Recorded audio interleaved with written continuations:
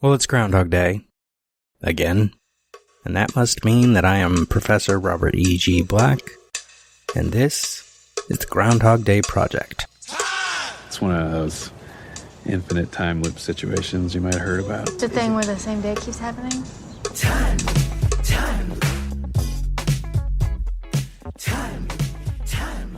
I wake up every day right here, right in Punxsutawney, and it's always February 2nd. The last revision is what counts, apparently. We are up to minute 78 of Groundhog Day, which begins with Phil at the tip top and ends with Phil in the hallway at the Cherry Street Inn.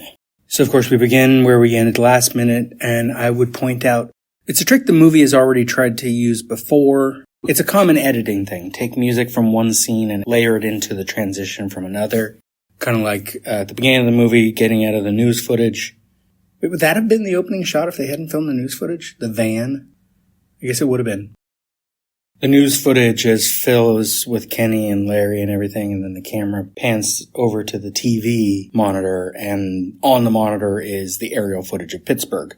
And then it does a not very precise dissolve from the monitor to the footage itself of Pittsburgh.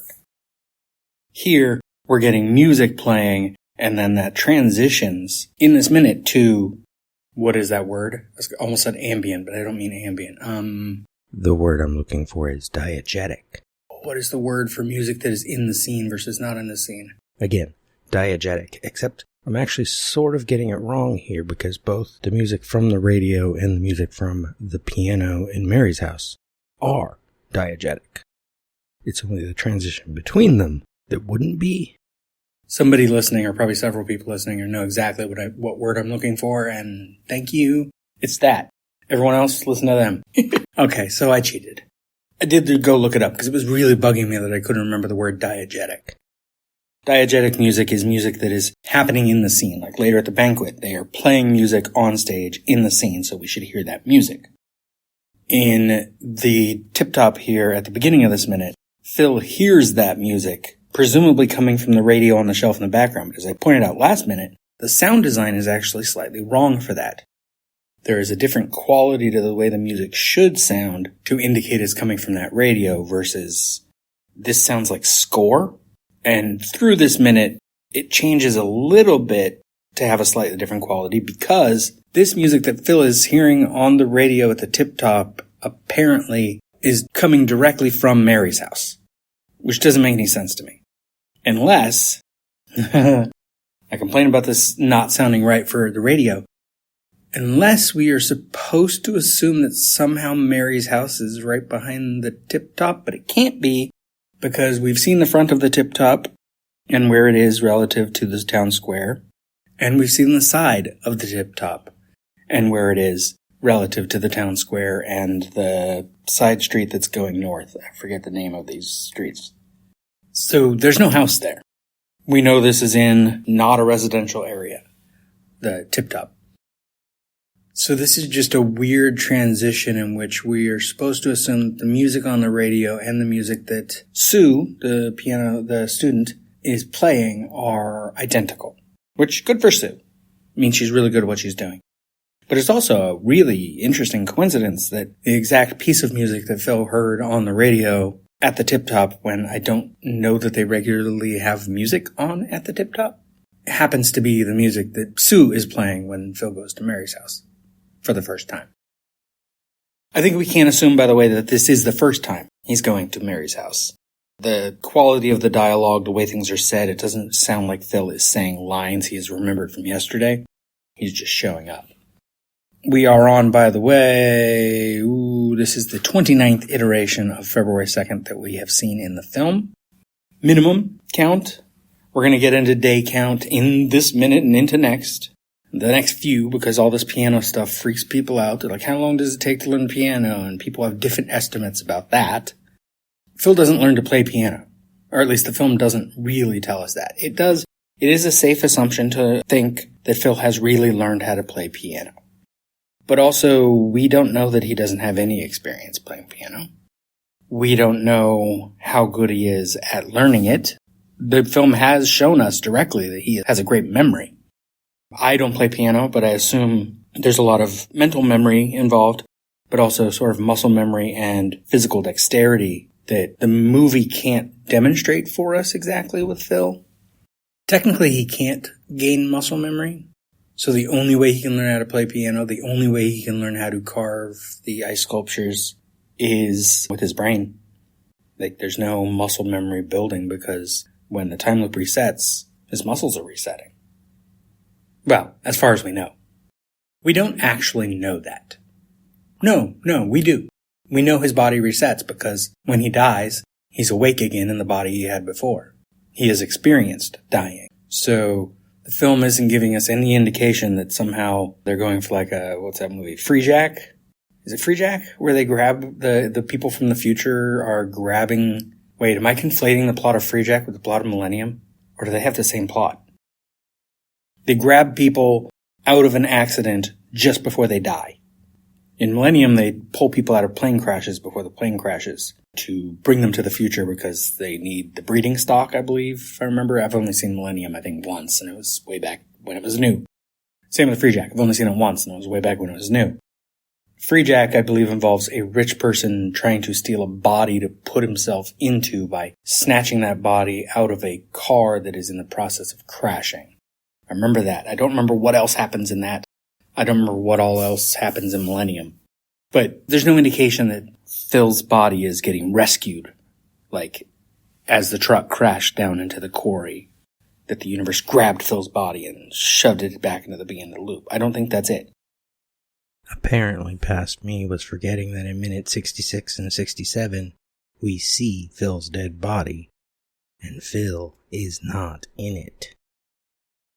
So clearly the body is not resetting. I think all that is really resetting is Phil's, like, mind and, depending on what you believe about the structure of a person, his spirit, his soul, not his body. Otherwise he'd have, scars. If his body was continuing, not resetting. So yeah, there's no muscle memory from the piano, which might mean it takes longer to learn it. But also, we don't... Here's the problem with this. We should be able to assume that Phil actually learns to play the piano. The movie wants us to assume that he actually learns this, that he is good at it, that he has had, years of experience or whatever you want to indicate for that. But also, I like dealing in minimums because I don't think it matters exactly how long Phil is in the loop. On a minimum... Okay, here's the differentiation. On a minimum, he only plays 2 songs, right? But we are in the final act of the film, which means we should be assuming that Phil is actually doing these things for real. Unlike learning French, I'm putting that in air quotes, because Phil didn't learn French. He quoted lyrics from a Belgian song, and then if Rita had reacted in any other way than being kind of excited, "Oh, you speak French." You speak French. Then he just would have learned another line, or a line from some other Belgian song or French song by the next day. He doesn't have access to tons of stuff. We don't see him going to the library. There is a deleted scene on the DVD and the Blu-ray, and I put it on YouTube, where later in the film, when Phil is trying to help the old man, we do see him at like a library doing research and looking at x-rays, like he is learning the medical stuff, or trying to. I think they took that away because him putting that much effort in and then still failing to save the old man might have been a weird structural, story choice, because it makes it feel like he's failing. Kind of like several minutes ago in God Day, if Bill had said, Bill the waiter, as in the script, he had said, "No, I'm not," when Phil calls him gay, it would have suggested Phil doesn't know all these things about people. Phil was supposed to be right about everything he said there. And now we're in Act 3, Phil is supposed to actually be capable of doing these things. The French was in the cynical date night sequence, and we have no reason to assume, and the film doesn't really present to us, despite what some people say, the notion that Phil learned French. I haven't even gotten into this minute yet. Damn. In this minute, we're at the tip top. Phil hears the radio. presumably the radio. Here's the piano music. It's pleasant. He's there, sitting there reading books. The guy next to him is reading the newspaper. And so cut to sidewalk in front of Mary's house, Phil walking up. Camera lifts up to reveal the whole thing after starting pointing down at the ground. And I point out a couple things because I did a whole blog entry about dogs in this movie. Like, a dog barks is one of his things from the armored truck robbery. There are dogs in statues and pictures all over Cherry Street Inn.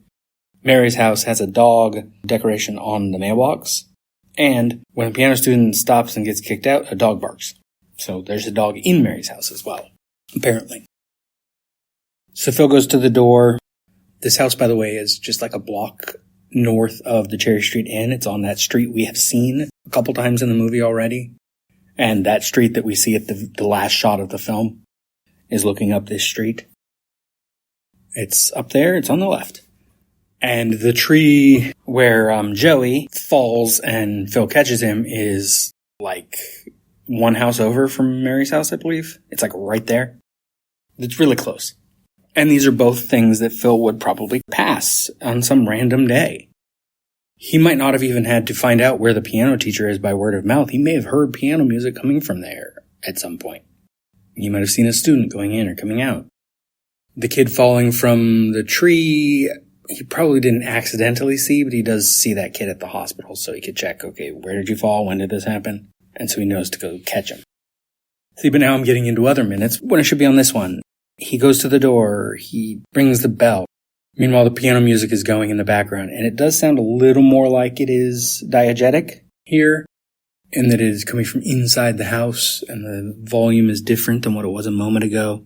The quality is different. Mary comes to the door. Yes? He says, yes, I'd like a piano lesson, please. Oh, okay. I'm with a student now. But if you want to come back tomorrow, I could probably squeeze. I kind of want to get started. I could give you $1,000. Come on in. And she invites him in. And a moment later, Mary gets her to the front door and sends her on her way. And Sue looks so sad. Like, she's then walking away. By the way, Sue should have been at school. She could be homeschooled or something, but I believe in 91 when this is set that Groundhog Day was like a Tuesday, if I remember that correctly. So she should be at school. Sorry, Hans, wrong guess. Groundhog Day 1991 was a Saturday. People don't get the day off of everything in Punxsutawney, as far as I know. They definitely didn't in Woodstock, where they filmed this. People went to work that day. Some people probably showed up late because they went to the events. But I think the events is a lot of out-of-towners in Woodstock anyway. Punxsutawney might be a mix, I don't know. Sue walks down the stairs, down the sidewalk. At one point she looks back, kind of sad, like, I want to learn piano. I call her Sue, by the way, in case you haven't been keeping up with the show, because in the script there are 3 children in a scene where Phil is counting cracks in the sidewalk. I believe this is a scene that comes straight from Danny Rubin's original, but a version of that scene, and it comes later, where they are kind of interrupting Phil while he's trying to count. It's a scene that apparently they did film some version of, because although it is not a deleted scene that was available on the DVD or the Blu-ray, but I have a still image of them filming the scene. Maybe I'll use it as the image for today, where behind Phil is Sue, and on either side are Mike and Joey. To be fair, I don't know for sure which one's Mike, which one's Joey, because I haven't seen that actual scene. I don't know who has which lines. But at some point I decided, and I just gotta go with that. Joey is the kid who falls from the tree. These are the kids that are in the scene, is piano student, kid who falls from tree, and though we didn't see his face before, the other kid, and I have gotten confirmation from the kid who played him, now an adult obviously, he contacted me on Twitter once. The kid that plays Mike, his family are the ones at the table in the corner at the tip top when Phil is there. So we don't see this kid's face. He's got his back to Phil's table. He's the one with the Punxsy Rocks red coat on the back of his seat. And in that scene that got filmed and isn't available with the 3 kids, Joey, the kid who falls from the tree, also has a Punxsy Rocks coat. So I think the production, or maybe in Punxsutawney, was indicating that coat as sort of like the local school mascot, maybe. Like they have coats that say Punxsy Rocks, and it's a red coat with blue writing. But yeah, that's the three kids. They get names from the script.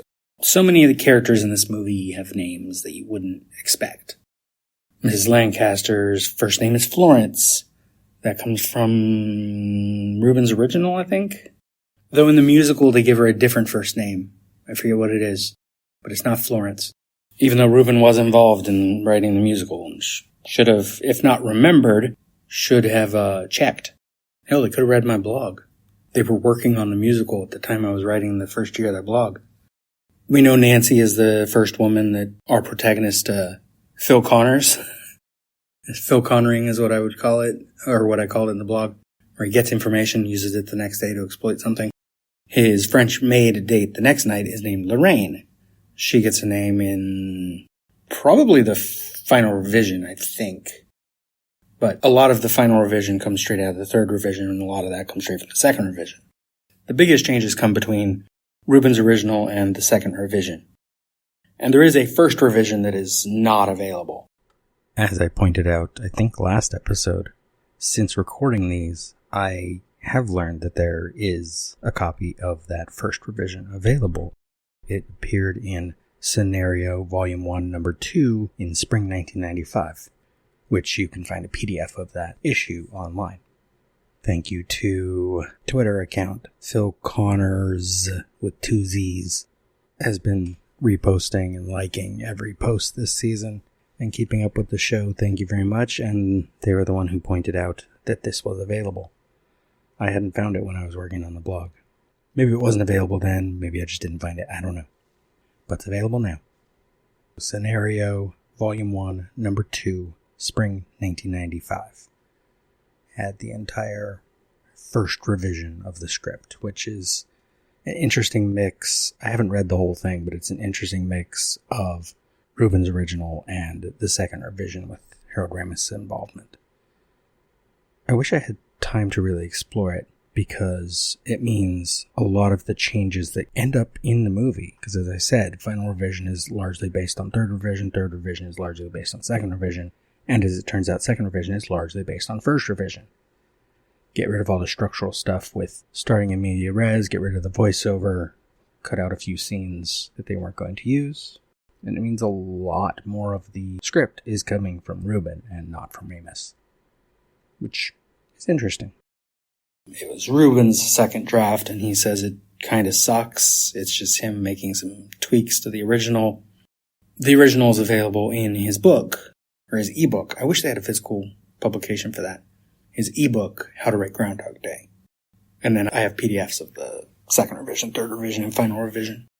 If you buy a copy of the script for Groundhog Day online, what they call the shooting script, it is the final revision, which does include stuff that is not in the movie and does not include some stuff that's in the movie, like the newsroom stuff is not in the script. Who else has names? Let's think. I made up names for a bunch of the peoples just so I could talk about them. Walrus is that old guy who is at Gobbler's Knob, and he's in the diner. He's at the same table as Tom, I believe. He's got like a big gray mustache that looks kind of like a walrus. Not that he looks like a walrus, just the mustache style. So I call him that. We already know Fred and Debbie. We know Doris and Bill. We don't know for sure that the cook we see is him. We know that Doris's brother Carl owns the Tip Top. I assume he's the guy cooking. But, the three women in the car at the end have names, and now I can't remember what they are. One, of course, is Felix's wife. We see her all three women are at the banquet later. Two of them are dancing with each other, actually. Who else has names? Does anyone else have names? I think the other Inner Circle guys don't have names. Just Buster. Buster Green. We do see Buster's family, but they don't get names. We know the one cop was named Jake, because Buster says it. Oh, the old man. The old man's the other big one. There is a typo in the one mention of a name for him in the script where it looks like it says O'Reilly, but it's a weird typo because I think they created the PDF by directly scanning a physical copy of the script, and it misread. I assumed it misread L's as ones, and so it's this weird thing that has ones in it. I always called him O'Reilly. In the deleted scene where Phil leaves a poem on his dead body for the paramedics to find, that one's also on YouTube. they call him Old Jedson. And so I tended to call him Old Jedson O'Reilly, or I just called him O'Reilly in the blog. And, yeah, does anyone else even exist in the movie? Do I want to pause and tell you the old lady's names? I should, just to be a completist. I think I hit pause right as I was saying, I hate this. But I just felt I should include this since I'm talking about how characters have names. The woman in the back seat is Sarah, S-A-R-A, no H. In the passenger front seat is Ruby, and driving the car is Gertie. Additionally, the other characters who have names would be the nurse, who Phil once, was talking about the old man's chart. It took me so long to read her name tag. I think eventually I read it on not only even on the Blu-ray, I couldn't read it. It was the digital copy I bought on Prime, I think, which was even more HD than I don't know the exact quality number, but it was clearer than the Blu-ray was. And her name is A. Broadbent, like first initial A, Broadbent is the last name. And the state trooper, the commander who tells Phil he can go back to Punxsutawney or he can go ahead and freeze to death. His badge says G. DeLeonardi. DeLeonardi is the last name of the transportation captain, I think, for the movie. Someone involved in transportation, like they named him after a thing. I don't think Broadbent is named after anyone. Just a name tag. Probably whoever made the name tag knew someone with that name. I don't know. Anyway, Phil offered $1,000. She tells him to come on in and then kicks Sue out. We don't see any of the piano lesson this time. Instead, we cut to hallway. So now we are on the 30th, at minimum, iteration of February 2nd. In the movie, Phil is in the hallway, so he has just come down from his room at the Cherry Street, and Chubby Man is there. And Chubby Man, of course, as usual, says, "Morning! Off to see the groundhog." And Phil, because Phil is being a better person, says, "Buongiorno, signore." And Chubby Man has his next line. He's prepared every day as if he's in a time loop, You think it's going to be an early... Oh, and the minute ends. That's so sad for Ken Hudson Campbell here. I remember the actor's name because he definitely lived in Glendale in the last 20 years, which is where I live, and I think still lives there. I would see him outside the elementary school a lot, waiting for his kid when I was there to pick up mine. Anyway, that's minute 78. That's a lot of ranting about names and piano lessons and time and all the day count truthers and how they're a problem. Actually, I didn't get into a rant about how they're a problem, but they're a problem and you know it. They know it. I don't know why people worry about this stuff. Far too often there are new people trying to calculate how long Phil's been in the loop, and then people quoting the previous people as if they're somehow correct just by existing. Anyway, people I've seen quoting Wolfnards. Never mind that his name is Wolfnards. He's just some person who made random math. He's like, to figure out that armored truck robbery, it'll take 2-3 weeks. I'm like, kid, figure that out in a day. All he's going to do is watch once. We've seen in the movie that Phil has a good memory. He recognizes the radio play on day 2. He's reciting parts of it on day 3. Or is he reciting it on day 2 already? Chap lips. Yeah, he says chap lips. So Phil's good at this. Phil's good at remembering stuff. The movie tells us that. So we shouldn't be assuming any extra days just because Phil remembered something. One day for choosing to focus on that, next day to execute. Actually, for the armored truck, I'd say it'd probably take 2 days. One day to notice, they dropped the quarters. I could take advantage of that. The next day to think, okay, how do I take advantage of that? And then he's trying to figure out the timing. He's like, okay, there was a gust of wind. A dog barked. There's a call. There they dropped it. And he gets the timing right. And then the next day he goes and does it. Boom, 3. Anything more than that is just silly. It could have taken more than that, but I think assuming it took more than that is silly. And calculating it in the first place is silly. Because this episode wasn't long enough already, I decided to add another insert because I was curious what Wolfnards actually said in the original, because I'm going on a memory of reading it in 2013. In the first half of the movie, Wolfnard says, the only other truly time-consuming event was the robbery. Let's give him at least a month to plan a proper bank robbery and memorize wind gusts. No. I mean, he just makes up numbers in this paragraph. Oh my god. However, becoming a better man is the most time-consuming part of Phil's journey. He needs to become an expert pianist, an ice sculptor, and learns French. The tough part about this is that no one learns these things at the same rate. He could be a very old piano wunderkind after all, or it could take him 600 years to become a decent ice sculptor. For the sake of argument, let's say it takes an average person 3 years to learn to play the piano. No, you can't just, for the sake of argument, make up a random number. It also would take an average person 3 years to become a professional ice sculptor. He's not professional. That means you're getting paid. You mean expert. But also, you don't know how long this takes because you didn't check. You're just arbitrarily picking 3 years. However, we don't know how good Phil was at either. That's remarkable that you said that. Good job. Maybe he just learned one song. He learned 2. Or just had to sculpt Andy McDowell's face. We also see him sculpting an angel and using a chainsaw and a chisel. Ugh. But at least you're being contrarian to your own randomness. But for the sake of argument, I hate that phrase now. Let's say 3 years apiece. Let's not. And he cannot do both at the same time. Yes, he can. Because an ice sculpture is 8 hours of work. What? And he only has a small window each day to get a piano lesson. That doesn't follow at all. There's from 6 a.m., let's even say he's done by midnight. That's still 18 hours available. If it takes 8 hours to learn ice sculpting, he's still got 10 hours. Piano lesson can be an hour, and he can get one every day. Learning French, which is also subjective, it's safe to say it would take him at least 2 years to learn enough French to read French poetry. Incorrect. He could read French poetry without learning French. French is fairly easy to sound out. But also he quotes a song that he could already just know. I hate this article. His grand total is 3,176 repeated days, which is 8.7 years. Ugh. Even the comments.